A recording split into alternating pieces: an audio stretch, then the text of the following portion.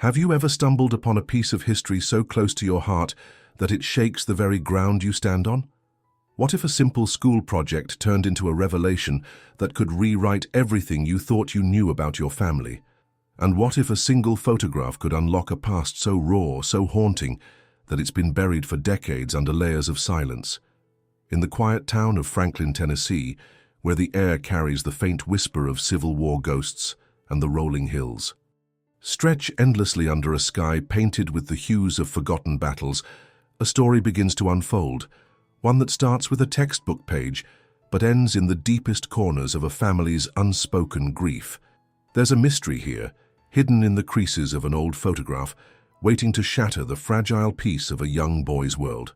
But for now, let's step into the life of someone who's been carrying a weight he doesn't even fully understand yet. Evan Carter is just 16, a lanky kid with tousled brown hair and eyes that seem to look right through you, as if he's always searching for something he can't name. He moves through the halls of Franklin High School with a quietness that isn't shy but heavy, the kind of quiet that comes from carrying something bigger than yourself. There's a worn-out leather jacket slung over his shoulder, his grandpa's old jacket, patched at the elbows, smelling faintly of tobacco and time.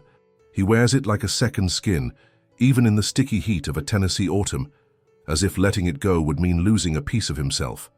When he sits at the back of history class, his fingers trace the edges of a faded dog tag tucked under his shirt, a habit he doesn't even notice anymore. It's not just a keepsake, it's a tether to a man he barely knew, a man whose silence in the family album feels louder than any story ever told. Evan's world is a small one, confined to the sagging porch of his family's old craftsman house on the edge of town, where the paint peels like memories and the swing creaks with every gust of wind off the Harpeth River. The house sits under a canopy of ancient oaks, their branches heavy with Spanish moss, and on quiet evenings you can hear the distant hum of crickets mixing with the occasional rumble of a pickup truck down the gravel road. Inside, the walls are lined with photographs, black and white snapshots of family barbecues, fishing trips at Percy Priest Lake, and 4th of July parades with flags waving over Main Street. But there's a gap, a noticeable absence where one frame should be, and Evan's eyes always drift to that empty spot on the mantel, though he never asks why. His mom, Sarah, a wiry woman with a laugh that doesn't quite reach her eyes, keeps the house running with the stubborn grit of a southern single mom, flipping burgers at the local diner and stitching up life's loose ends.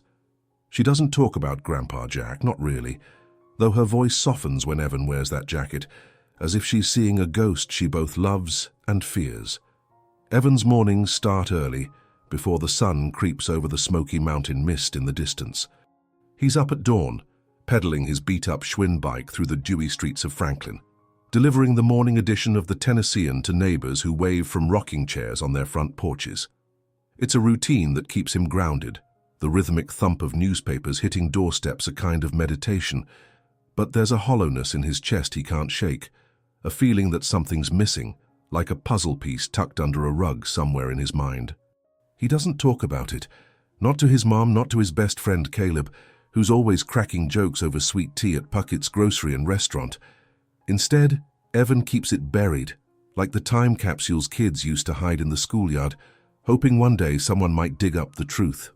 On weekends, he'll escape to the Natchez Trace Parkway, riding miles along the winding road, where history seems to seep out of the earth itself, past old stone walls and markers for battles fought long before he was born. He stops sometimes at the overlook, staring out at the endless green, wondering if the ache in his bones is just teenage restlessness or something deeper, something inherited. School is a different kind of battle for Evan. He's not failing, not exactly, but his grades hover in that grey area of good enough. History class, though, is where he feels a pull he can't explain. Mr. Hargrove, a grizzled teacher with a drawl as thick as molasses, paces the room with stories of wars and heroes, his voice booming over the creak of ancient desks. Evan sits slouched, doodling in the margins of his notebook, but he listens. He listens when Mr. Hargrove talks about Vietnam, about soldiers who came home changed if they came home at all. There's a flicker in Evan's eyes then, a spark of something unspoken, because Vietnam isn't just a chapter in a textbook to him. It's the word his mum whispers when she thinks he's not listening, the word tied to Grandpa Jack's name in the few stories she's let slip. But those stories are fragments, jagged edges of a puzzle Evan's too scared to solve. He doesn't know why his grandpa's name feels like a scar on the family tree, why his mom changes the subject when he asks about the medals hidden in a shoebox under her bed. All he knows is that the past is a shadow over their little house, and he's too young or maybe too afraid to turn on the light. It's a Thursday afternoon in late October, when the world tilts just enough to crack open that shadow. The leaves are turning, painting the town in shades of amber and crimson, and Evan is hunched over his desk in history class, the fluorescent lights buzzing overhead. Mr. Hargrove has assigned a project on the Vietnam War, a deep dive into personal stories, the kind of assignment that feels more like therapy than schoolwork. Kevin's not thrilled. Research means digging, and digging means facing things he's not ready for. But he flips open the textbook anyway, the pages yellowed and smelling of dust and forgotten library shelves. He's skimming through grainy black and white images of soldiers in jungles, helicopters hovering over rice paddies, and anti-war protests in Washington, D.C., when his finger freezes on a photograph near the bottom of page 142. It's a candid shot. A group of young men in uniform, their faces smeared with mud and exhaustion, rifles slung over their shoulders. One of them, a man with sharp cheekbones and a jaw set like stone, stares straight into the camera with eyes that pierce through time itself. Evan's breath catches in his throat, a sudden cold sweat prickling down his neck, because those eyes aren't just familiar, they're his own, or close enough to be. He knows that face, even though he's only seen it in faded Polaroids tucked away in a drawer. It's Grandpa Jack, young and unbroken, staring back at him from a war that's supposed to be history, not family. His hands tremble as he traces the edge of the photo, the textbook suddenly feeling like a grenade with the pin pulled. The caption reads, U.S. Army 101st Airborne Division, near Khe Sanh, 1968. But there's no name, no personal story, just a frozen moment of a man who's been a ghost in Evan's life since he was old enough to ask questions. Why is Grandpa Jack in this book? Why didn't anyone tell him? The questions slam into him like a freight train, each one heavier than the last, and the classroom around him fades into a blur of muffled voices and scraping chairs. He can almost hear the distant echo of gunfire, the kind he's only imagined in late-night documentaries, and for a split second, he swears he smells the faint tang of gunpowder, though he knows it's impossible. This isn't just a school project anymore. This is a door swinging open to a past he's not sure he's ready to face, a past that's been hiding in plain sight all along.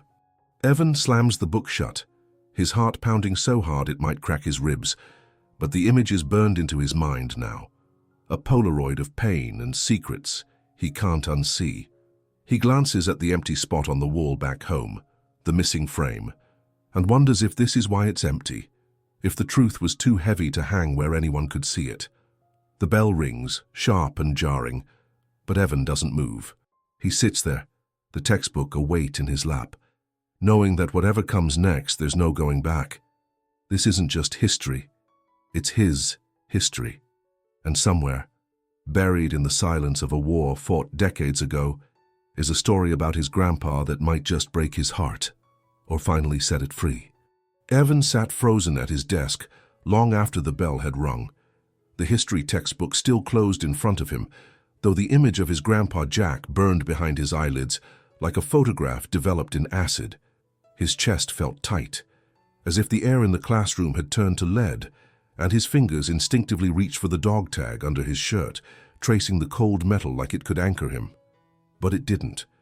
If anything, it felt heavier now, a weight tied to questions he'd never dared ask until this moment. Was this why his mom always looked away when he mentioned Grandpa Jack? Was this why the mantle at home had that empty spot, like a wound no one would touch? A wave of confusion crashed over him, followed by something sharper, anger. Not at anyone, not yet, but at the silence that had built walls around his family's past. He felt betrayed by it, by the years of half-truths and dodged glances, as if he'd been kept in the dark on purpose. And beneath the anger, there was fear. Fear of what he might find if he kept digging, fear that the man he'd idolized through a worn-out jacket and a few whispered stories wasn't who he imagined at all. He finally stood, shoving the textbook into his backpack with more force than necessary, his hands trembling as he zipped it shut. The hallway outside was a blur of noise, lockers slamming, laughter bouncing off the walls, but it all felt distant, like he was underwater, drowning in a current of his own thoughts. What did that photo mean? Was Grandpa Jack a hero, a victim, or something else entirely? Evan's mind spun with possibilities, each one darker than the last. He kept seeing those eyes in the photograph, piercing and haunted, so much like his own reflection in the bathroom mirror late at night when sleep wouldn't come. He wondered if pain could be inherited, if whatever broke his grandpa in that jungle near Khe Sanh had somehow seeped into his own blood. The thought made him sick, a knot twisting in his stomach as he pushed through the crowd, desperate for fresh air, desperate to outrun the shadow of a war he'd never fought. But there was no escaping it. That evening, as he biked home through the quiet streets of Franklin, the autumn wind biting at his face, he couldn't shake the feeling that he was riding straight into a storm. The rolling hills around him, usually a comforting sight with their endless stretches of amber and gold, felt oppressive now, like they were closing in, whispering secrets in the rustle of falling leaves. He passed the old oak by the Harpeth River, a tree he'd climbed 100 times as a kid, and for the first time he noticed how its gnarled branches looked like hands reaching out, pleading or accusing, he couldn't decide which. When he reached the sagging porch of the Craftsman house, the creak of the swing felt like a warning. His mom, Sarah, was inside, the faint clatter of dishes coming from the kitchen, and Evan hesitated at the door, his hand on the knob. How could he walk in there and pretend everything was fine? How could he look at her and not ask the questions clawing at his throat? He stepped inside, the smell of fried chicken and grease from the diner clinging to the air, and dropped his backpack by the door. Sarah glanced over from the sink, her hands submerged in soapy water, her face tired, but soft as always. "Hey, hun. How was school?" Her voice was light, practiced, the kind of tone she used to keep things steady, but Evan couldn't match it. He stood there, rooted to the spot, his mouth dry. "Mom," he started, his voice rougher than he meant it to be. "Why is Grandpa Jack in my history book?" The words hung between them, heavy and sharp, like a blade dropped on the floor. Sarah froze, her hands still in the water, her shoulders tensing as if bracing for a hit. For a long moment, there was only the drip of the faucet, each drop a countdown to something breaking. Then she turned, wiping her hands on a dish towel, her eyes avoiding his. "What do you mean, Evan?" she asked, but her voice cracked just enough to betray her. "You know what I mean," he said, stepping closer, his heart pounding. "I saw a photo. Vietnam, 1968. It's him, Mom, near Khe Sanh. Why didn't you tell me? Why is he in a textbook like some random soldier?" His voice rose, not out of anger but desperation, a need to understand why this piece of his family was buried in black and white print instead of shared over late-night talks. Sarah's face crumpled for a second, a fleeting crack in her armor, before she rebuilt it just as fast. She crossed her arms, leaning against the counter, her lips pressed into a thin line. "Evan, there are things you don't understand. Things that aren't easy to talk about. Your grandpa, he didn't like talking about the war, and I respected that, we all did." Her words were careful, measured, but Evan could hear the tremble beneath them, the weight of something unspoken.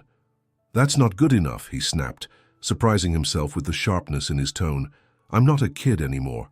I deserve to know who he was, why there's a hole on that wall where a picture should be, why you look like you're gonna cry every time I wear his jacket."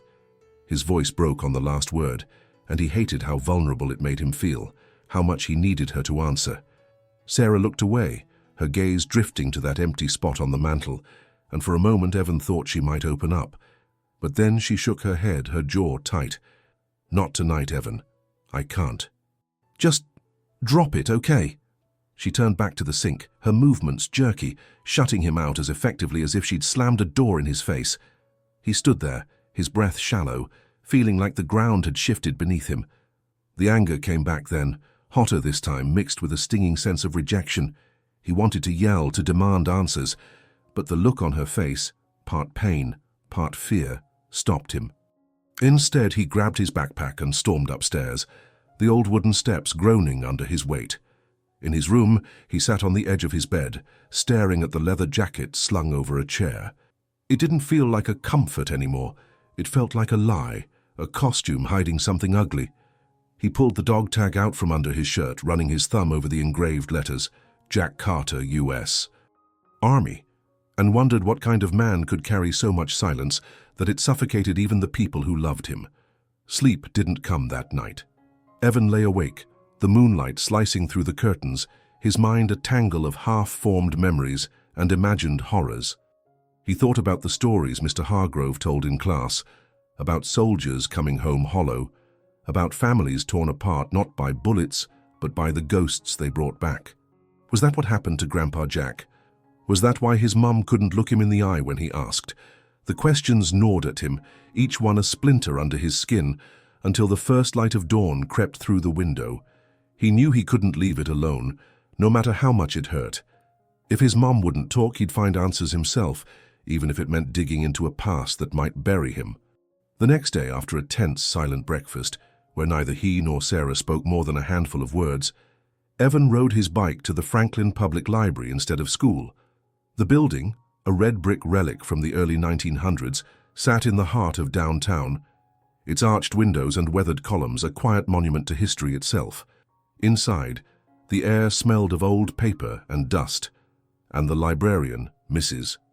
Thompson, an elderly woman with a sharp gaze, nodded at him as he slipped past the front desk. He wasn't sure what he was looking for, not exactly, but he started with the Vietnam War section, pulling down books with titles like The Longest War and Voices from the Front. He sat at a scarred wooden table, flipping through pages of grainy photographs and first-hand accounts, his stomach churning with every description of jungle ambushes and shell-shocked soldiers. But none of it mentioned Jack Carter. None of it gave him the peace he needed to understand. Hours passed, the library growing quieter as the morning turned to afternoon, and frustration clawed at him. He was about to give up when he noticed a small unmarked box on a shelf near the back, labeled only with a faded sticker that read, Local Veterans Oral Histories. His pulse quickened as he pulled it down, brushing off a layer of dust. Inside were cassettes, old and brittle, along with a few typed transcripts yellowed with age. He scanned the names on the labels, his breath catching when he saw it.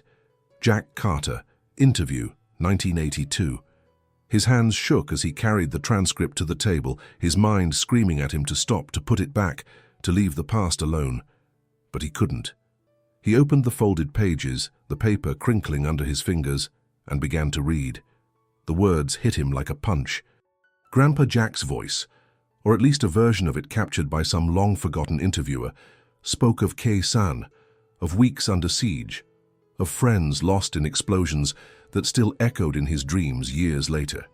He talked about coming home to a country that didn't want him, about the stairs and the silence, about the guilt of surviving when so many didn't. But what cut deepest was a line near the end, typed in faint ink. I can't tell my family. They wouldn't understand. I don't want them to carry this. My daughter Sarah, she's just a kid. I want her to see me as her dad, not whatever I became over there. Evan's throat closed up, tears pricking at his eyes as he read it again, the weight of his grandpa's choice settling over him like a shroud. Jack had buried his pain to protect his family, to protect Sarah, and in doing so, he'd left a void that Evan was now stumbling into, raw and unprepared. He sat back, the transcript trembling in his hands, feeling both closer to his grandpa and further away than ever. The library around him seemed to fade, the hum of the fluorescent lights a distant drone, and all he could hear was the imagined sound of his grandpa's voice, rough and broken, pleading to be left in the past. But there was more to the story. Evan knew it. There had to be. Why was that photo in the textbook? What else was hidden? As he tucked the transcript into his jacket pocket, a new resolve hardened inside him, sharp and cold. He couldn't stop now, even if every step forward felt like walking on glass. That evening, he didn't go straight home.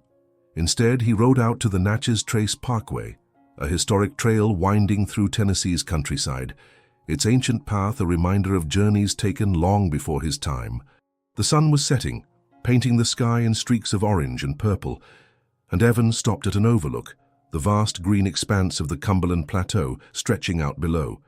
He sat on a weathered bench, the leather jacket warm around his shoulders despite the chill, and pulled out the transcript again.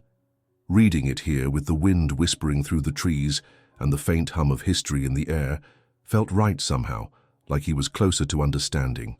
But it also hurt more, each word a reminder of how much had been lost, how much his family had carried without speaking. He was still there, lost in thought, when a familiar voice broke through. "Evan, what are you doing out here, man?" It was Caleb, his best friend, pedaling up on his own bike, a concerned frown creasing his usually carefree face. Evan quickly folded the transcript, shoving it back into his pocket, but Caleb's eyes narrowed. "You okay? You look like you've seen a ghost." The irony of the words stung, and Evan forced a shrug, his voice tight. "Just needed some air, school stuff." Caleb didn't buy it, dropping his bike and sitting beside him on the bench. "Nah, this ain't just school. Talk to me, dude. You've been off for days." There was genuine worry in his tone, the kind that made Evan's walls wobble, but also a pushiness that grated on his raw nerves. "It's family stuff," Evan muttered, staring out at the horizon. "Grandpa Jack. Found some things I wasn't supposed to." Caleb tilted his head, curious but careful. "Like what? I mean, I know he was in Vietnam, but you never really talk about him." Evan's jaw tightened, the words fighting to stay locked inside, but the pressure was too much. "He's in my history book, a photo, and I found this interview. He went through hell, man. Didn't tell anyone, not even my mum. I don't know what to do with that." His voice cracked and he looked away, ashamed of the emotion spilling out. Caleb was quiet for a moment, then let out a low whistle. "Damn, that's heavy. But maybe he thought he was protecting y'all by keeping it quiet. Ever think of that?" The words echoed the transcript and Evan's hands clenched into fists. Protecting us? Or just running from it? I don't even know who he was, Caleb. And now I'm stuck with pieces that don't fit. Caleb didn't push further, sensing the edge in Evan's voice, but he stayed, a quiet presence as the sky darkened. Eventually, he clapped Evan on the shoulder. "Whatever it is, you don't have to figure it out alone. I'm here, okay? And hey, if you're into digging up heavy stuff like this, stick with the channel. Hit that subscribe button if you haven't already. There's a lot more coming." He grinned, trying to lighten the mood, but Evan barely managed a nod, his mind still churning. Caleb's words lingered, though, a small crack of light in the darkness. Maybe he wasn't alone, but the weight of the transcript in his pocket, the weight of his grandpa's unspoken pain, felt heavier than ever. Back home that night, Evan sat at the kitchen table, the house silent except for the faint tick of the clock on the wall. Sarah was working the late shift at the diner, and the emptiness of the space gave him room to think, or maybe just room to hurt. He pulled out the transcript again, rereading the lines until they blurred together, each word carving deeper into the ache in his chest. But then his eyes caught on something at the bottom of the last page, a scribbled note from the interviewer. Subject mentioned letters sent home, kept by family. Refused to elaborate. Letters. The word hit him like a spark in dry grass. Had Grandpa Jack written things he couldn't say out loud? Were those letters still somewhere in this house, hidden like everything else? He didn't think. He just moved, climbing the stairs to his mom's room, his heart hammering with guilt and need. Her door was ajar, the faint scent of her lavender hand cream lingering in the air, and he hesitated, knowing this was a line he shouldn't cross. But the pull was too strong. He knelt by her bed, sliding out the old shoebox he'd seen once before, the one she kept tucked away like a secret. Inside were medals, tarnished and cold, and beneath them, a small stack of envelopes, the paper brittle and yellowed, tied with a faded blue ribbon. His breath caught as he untied them, his fingers clumsy with anticipation and dread. The first letter was dated 1968, scrawled in a shaky hand, addressed to "My dearest Sarah." Evan's stomach dropped. These weren't just letters. They were confessions, apologies, fragments of a man trying to hold on to himself in the middle of hell. He read the first few lines. "I don't know if I'll make it back, sweetheart, but I need you to know I'm fighting for you, even if I don't feel like myself anymore," and had to stop, the words blurring as tears finally spilled over. Each sentence was a wound, raw and unhealed, a glimpse into a pain so deep it seemed to echo through generations. He could almost hear his grandpa's voice, could almost see him hunched over in some muddy trench, pouring his heart onto paper because he couldn't do it face to face. Evan clutched the letter, overwhelmed by a mix of love and devastation, realizing that these words weren't meant for him to find. But now that he had, there was no going back. He knew too much, felt too much, and the silence in the house felt louder than ever, a scream trapped in the walls. He sat there, the letters scattered around him, until the creak of the front door snapped him back to reality. Sarah was home. Panic surged through him as he fumbled to put everything back, but it was too late. Her footsteps came up the stairs, heavy with exhaustion, and stopped at the doorway. "Evan?" Her voice was sharp, laced with suspicion, and when she saw him, saw the shoebox, saw the letters, her face crumpled into something between anger and heartbreak. "What the hell are you doing?" she demanded, crossing the room in 2 strides, snatching the letters from his hands. Her eyes were wild, wounded, and Evan felt like the smallest person in the world. "I needed to know," he whispered, his voice barely audible. "I needed to understand him. You wouldn't tell me." Sarah's hands shook as she clutched the letters to her chest, her breath coming in short, ragged gasps. "You had no right," she said, but her voice broke, and tears streamed down her face. These are private. He didn't want this dragged up. I didn't want this dragged up. Do you know what it's like, Evan, to lose someone twice? First to a war, then to the emptiness after? I was trying to protect you from that." Her words cut deep, each one a mirror to his own pain, and Evan felt the guilt crash over him, mingling with the hurt he'd already been carrying. "I'm sorry," he said, his throat tight. "But I can't pretend I don't know now. I can't unsee it. Mum, I'm hurting too. I just want to know who he was." For a long, agonizing moment they stared at each other, the air between them thick with unspoken grief. Then Sarah sank onto the bed, the letters still in her hands, her shoulders slumped in defeat. "I don't know if I can give you that," she admitted, her voice barely above a whisper. "I don't even know if I have the answers you're looking for, but maybe it's time we both stop running from it." Her words hung there, fragile and tentative, a crack in the wall they'd both built. Evan nodded, tears still wet on his cheeks, feeling the weight of what was coming next. He couldn't stop now, even if it broke him. He had to know the whole truth, had to face whatever was in those letters, whatever was in that empty spot on the mantel. And so, with his mom sitting beside him in the dim light of her room, Evan made a choice to uncover every buried piece of his grandpa's story, no matter how much it hurt. He didn't know what he'd find, didn't know if it would heal the ache in his chest or make it worse, but he knew he couldn't live in the silence anymore. Tomorrow he'd read the rest of the letters with Sarah together, even if every word felt like a wound reopened. Tomorrow he'd step into the past and risk everything to understand the man whose eyes stared back at him from a textbook page. Because sometimes the only way to move forward is to face the ghosts head-on, even if they shatter your heart in the process. The morning after the confrontation in Sarah's room broke heavy over the Carter household, a grey dawn seeping through the curtains like a reluctant confession. Evan sat at the kitchen table, his hands wrapped around a mug of black coffee gone cold, staring at the shoebox now resting between him and his mom. The letters were inside, tied again with that faded blue ribbon, but their weight seemed to spill out, pressing down on the room. Sarah sat across from him, her diner uniform still on from the late shift, her eyes red-rimmed and weary, as if she hadn't slept any more than he had. The silence between them wasn't just thick, it was a living thing pulsing with all the words they hadn't said, all the pain they hadn't faced.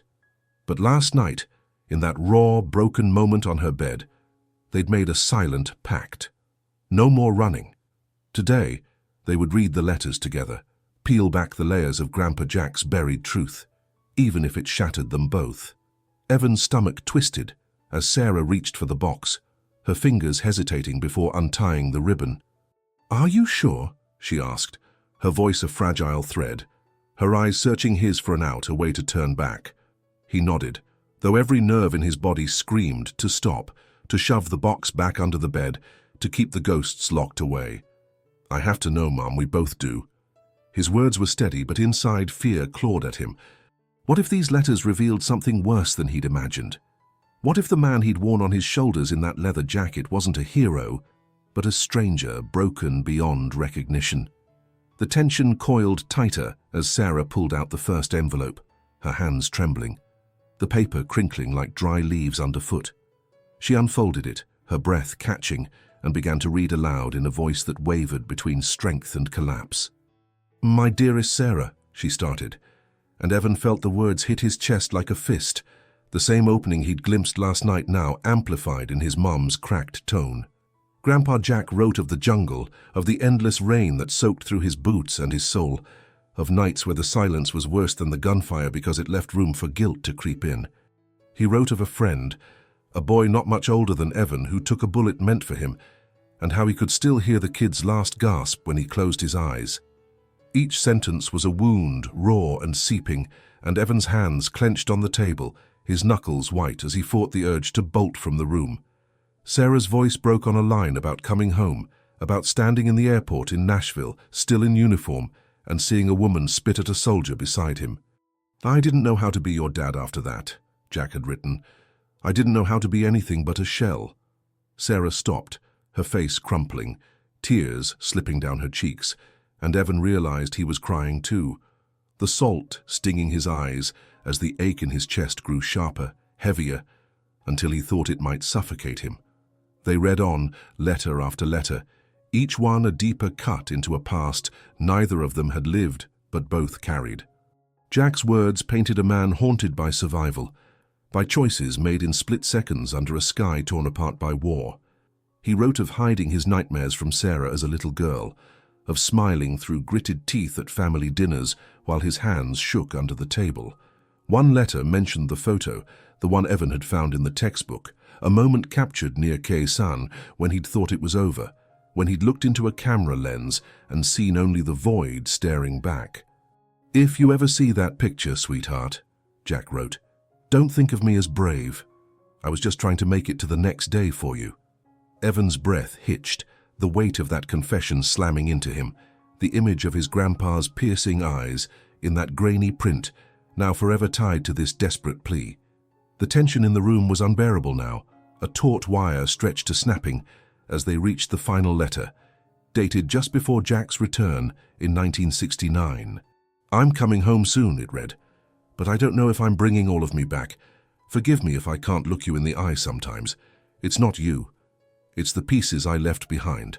Sarah set the letter down, her hands covering her face, a sob breaking free that seemed to pull from the deepest part of her. Evan sat frozen, his own tears falling silently, the storm of emotions inside him raging so fiercely he couldn't speak, couldn't move. The truth was out now. A jagged, bleeding thing laid bare on the kitchen table, and it hurt more than he'd ever imagined. He wanted to scream, to ask why Jack hadn't fought harder to let them in, why he'd chosen silence over healing. But beneath the pain there was something else, understanding raw and reluctant, creeping in like dawn through a cracked window. Jack hadn't hidden to hurt them, he'd hidden to shield them, to keep the darkness he carried from tainting the people he loved most. And in that moment, as the clock ticked on the wall and their shared grief hung heavy, Evan realized the tension wasn't just about the letters. It was about what they did next, whether they could carry this together or let it keep breaking them apart. Sarah looked up finally, her eyes swollen but clearer somehow, as if the tears had washed away a layer of armor. "I was so angry at him," she whispered, her voice trembling but honest. "For years I hated how he shut me out. He'd sit on that porch swing staring at nothing, and I'd beg him to talk, to tell me what was wrong. But he'd just pat my hand and say, 'One day you'll understand why I can't.' I didn't understand, not until I had you, and I realized I'd do anything to keep you from hurting like I did." Her words pierced Evan, the rawness of her confession a mirror to his own turmoil. He reached across the table, his hand hesitant but desperate, and took hers, feeling the calluses from her diner shifts, the warmth of her skin grounding him. "I'm sorry I pushed, Mom," he said, his voice rough with emotion. "But I couldn't keep wondering. I couldn't keep wearing his jacket like it was enough when I didn't even know who he was." She squeezed his hand, a tear slipping down her cheek again, but this time There was a flicker of something softer, something like release. I think he'd be glad you know now," she said quietly. "He didn't want this weight on us, but maybe he didn't realize hiding it made a different kind of burden. Maybe it's time we stop carrying it alone." Her words hung between them, a fragile bridge over the chasm of their past, and Evan felt the wire of tension finally snap, replaced by a wave of catharsis so powerful it left him breathless. They sat there hand in hand, the letters scattered like fallen leaves, and for the first time in years the silence didn't feel like a wall. It felt like a beginning, a shared space where they could grieve, remember, and maybe even heal. The confrontation wasn't just with the past, it was with each other, a brutal, beautiful honesty that stripped them bare but left them closer than they'd been in a long time. In the days that followed, Evan felt the shift inside him, subtle at first but growing steadier, like a river carving a new path through stone. He still wore Grandpa Jack's leather jacket, but it didn't feel like a shield anymore. It felt like a connection, a tangible link to a man he now understood in ways he never had before. His mornings on the bike route through Franklin took on a different rhythm, less an escape, more a meditation, each pedal stroke a quiet promise to face whatever came next.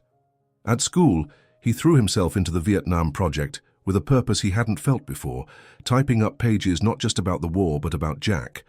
His words raw and unfiltered, a tribute to a man who'd fought battles no one saw. "Mr." Hargrove noticed the change, pulling him aside after class one day to say, "This is powerful, Evan, this is personal, keep going." And for the first time, Evan didn't flinch at the weight of the story. He owned it, but the transformation wasn't without cost. One evening, as the sun dipped low over the Harpeth River, Evan sat on the porch swing, the creak of the chains a familiar ache, and made a choice. He slipped the dog tag from around his neck, the metal cold against his palm, and stared at it for a long time. It had been his tether to Jack, a piece of him he'd carried like a second heartbeat, but now it felt like a chain, a reminder of secrets kept too long. With a deep, shuddering breath, he walked inside, past the mantle with its empty spot, and placed the dog tag in the shoebox beside the letters. It was a sacrifice, small but heavy, a renunciation of the need to hold on to pain as a way to hold on to his grandpa. Instead, he'd carry Jack in the stories, in the truth, even if it hurt.